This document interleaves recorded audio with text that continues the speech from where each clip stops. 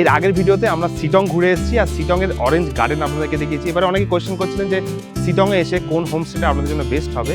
তো আমি চলে এসেছি অরেঞ্জ ট্রি হোমস্টে। একদম অরেঞ্জ মানে কমলা লেবু বাগানের মধ্যেই কিন্তু সুন্দরভাবে থাকতে পারবেন। তার পাশেই সুন্দর কটেজ করা রয়েছে।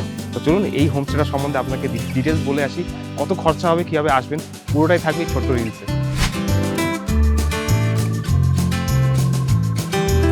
এইবার এই হোটেলের ডিটেলসটা আপনাদেরকে বলবো, হোমস্টে ডিটেলসটা আপনাকে বলবো। জাস্ট হাত বাড়ালেই কিন্তু এখানে কমলা লেবু প্রচুর রয়েছে একের পর এক। আর তার সঙ্গে সঙ্গে একটা রুম আপনাদেরকে দেখাই। দেখুন প্রত্যেকটা রুমের সামনে কিন্তু আলাদা প্রাইভেট প্লেস রয়েছে, যেখানে আরামসে বসতে পারবেন, মানে একদম আলাদাভাবে।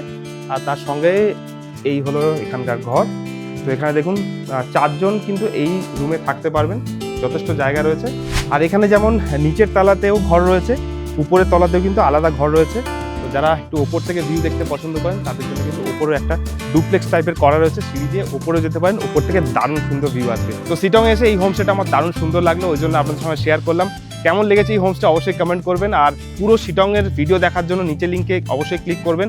শিটংয়ের কমলা লেবুর এখন কি কন্ডিশন কিন্তু পুরোটাই দেওয়া রয়েছে, কীভাবে আসবেন, কত খরচা হবে, কোথায় থাকবেন, পুরো দেওয়া রইলো এই নিচের লিঙ্কে।